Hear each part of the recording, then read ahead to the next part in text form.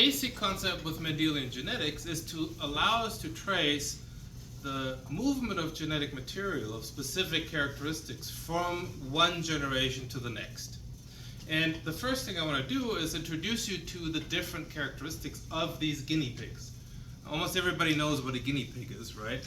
And guinea pigs can have different colors and different types of hair, and we're looking at a breed of guinea pig that has either black fur or white fur, and that fur can either be straight or wavy. And so let's identify these characteristics first by simply saying that we're going to use the capital letter B for the black fur and the little b for the white fur. Now I'm going to explain why I use capital and lowercase letters in a moment. The second thing then, the quality of the hair can either be straight or it can be wavy. So those are the characteristics we're going to be looking at. And when you're setting something like this up, we're always going to start with the parents. When you try and breed anything, you have to find your parents and then you produce the offspring. So in this case, we're going to start with a parental generation. And this parental generation is going to consist of one black fur guinea pig, and we're mating that with a white fur guinea pig. And these two guinea pigs, male and female, we have picked from a line of guinea pigs. The one in black has only ever had black ancestors. So there was never any white fur anywhere. Likewise, for the white one, comes from a long line of ancestors that were always white-furred guinea pigs. Now, the next thing we're going to do, they do their mating, and we try and figure out what are the colors of the fur of the offspring. The offspring, in this case, are called the first filial generation.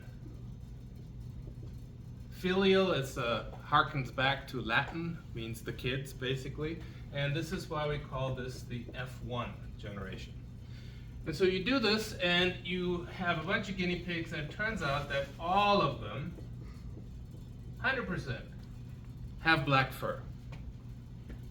So this is where you pause for a moment, and you think to yourself, what happened to the white?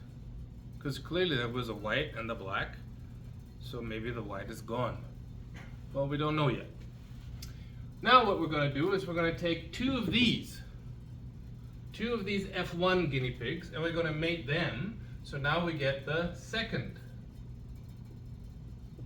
filial generation. And that's, of course, the F2. So you take two of these and mate them. And lo and behold, you're going to get black guinea pigs and you're going to get white guinea pigs. Huh, how about that? And more than that, not only do you get both colors back, you get them at a 3-to-1 ratio. Now Mendel did this with pea plants, other people did it with other things, but when you think about something like this, there you have black and white, there you have no white, now you have black and white again, at a particular ratio, now you can sit in your thinking chair and think. Because now you're thinking, in nature, if it's random, then it wouldn't be a 3-to-1 ratio. So one option is that white disappears and then reappears at random. But this isn't random. 3-to-1, that's not random. 25% white. How come? So obviously something else must be the case. If the white isn't completely gone, well, maybe it's still there and we don't see it. And that is why we have big B and little b. Because the big B indicates the black color, and Mendel later called that the dominant color. Whereas the little b indicates the recessive color because it recedes into the background. So it is there, but you can't see it. The dominant covers it up. Well, if this is how it works, the white is still here, then one of the things that has to be the case for sure is both black and white must be present, right? Which means that this color in this guinea pig is made based on two pieces of information, not just black. The white also has to be there. And based on what we know about chromosome pairs, we can now think about this. You had one chromosome and the other chromosome, one from mom, one from dad. Mom has black fur, dad has white fur, or vice versa, but both are there. So two pieces of information. One is going to be this piece of information. The other one is going to be this piece of information. And now they're both there. So then we can calculate back. If there's two pieces of information in every guinea pig, there must be two pieces of information in that guinea pig. And that one comes from a long line of only ever black individuals, so then it stands to reason this one must be all black. This one must be all white, because as soon as there's a big B in there, then it wouldn't be white anymore. And so now we have discovered not only the phenotype, black and white, but also the genotype of these individuals. Okay, so how do we get from the parents to the first filial generation? We have to produce gametes, and that's what meiosis did. And when we work with the gametes, meiosis allows us to say that the chromosome number is cut by half, which means out of this one we only get one piece of information. The only information in there is big B, so that must be big B. Likewise, from the other one, that only has little b, so it's going to be little b. Well, then clearly, the big B combines with the little b. This could be, I don't know, sperm. This could be egg, or vice versa. But whichever way you do it, you're going to get this 100% of the time. No other option. So now we've logicked this out. But what happens in the next generation? Well, once again, meiosis happens. And in this case, we start with this. Now we have meiosis, so now we have two options. We can have big B or little b. And it's like flipping a coin. It's either one or the other. 50-50, right? That's all you can get. And now it's a little bit more complicated, so we better keep track of this. And in order to keep track of it, we use what's called a Punnett square. I just call it a window. So you draw a square and put a window panes in it. And now you put the big B here and the little b there. Big B here, little b there. So this could be mom, this could be dad. And then you treat this like a multiplication table. So you have big B, big B. Big B, little b. Big B, little b. And little b, little b. Now we're going back to figure out what these look like. Well, clearly, this one has a big B. What color is it? Black. This one has a big B, this one has a big B, so these ones here, they have black fur.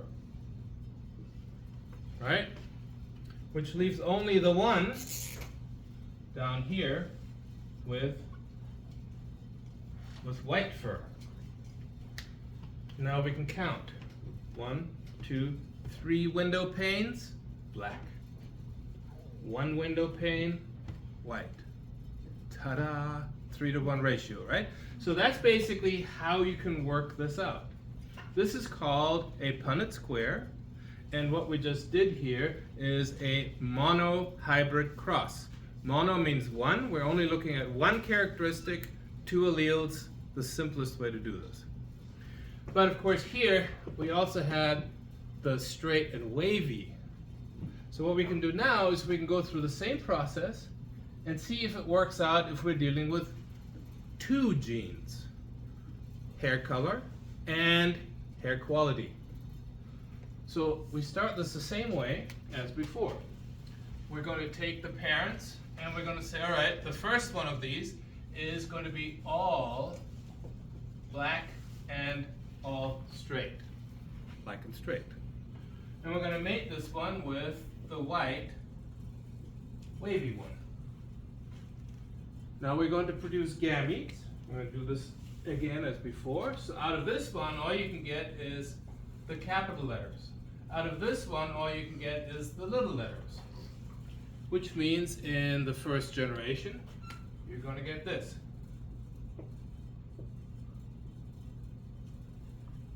Does that make sense? Now, here's the key thing.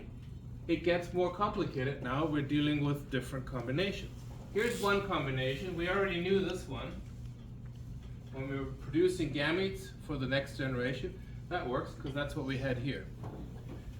We also know this works because that came from the other parent. But now we have two additional combinations. We can have the big B with the little s, and we can have the little b with the big S. So as far as gametes are concerned, now we can make a list that includes this one. We had that one before. Also, it includes this one, and includes that one, and then the other one we had before.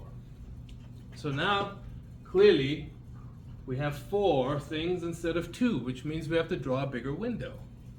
Big window. Big window because this is now called a dihybrid cross. And we're going to make this into another multiplication table. Bigger window, 16 window panes. Here we have our female components, female possibilities, and here we have the male ones. And you use this again like a multiplication table. The point I'm trying to make here is that this gets complicated pretty quickly. But it's not so complicated yet that we can't figure it out. Well then, if you get to the end, that's where you have the little letters. And then you have different combinations in the middle. So for example, if you go to this one here, you have little b, big S, big S. We haven't had that before. This was black fur and straight. This one was white fur and wavy. Now we have white fur and straight. So that's another combination, right? And then we can also have black fur and wavy. So these are just different combinations. And if you figure them all out, what you end up with is another ratio. But this time it's not 3 to 1, it's actually 9 to 3 to 3 to 1. 9 that are going to be black and straight hair. 3 that are going to be black and wavy hair. 3 that are going to be white and straight hair. And only 1, the rare one, that's going to be white and straight hair. So this is the Punnett square for the dihybrid cross. And it follows. This is logical. There's a little bit of math in there, and I appreciate some of you are probably going to look at this and say, oh, that's a bunch of BS. Yes, it is. But the point is, you can learn how to do these crosses with peas or with guinea pigs. That's all I need from that.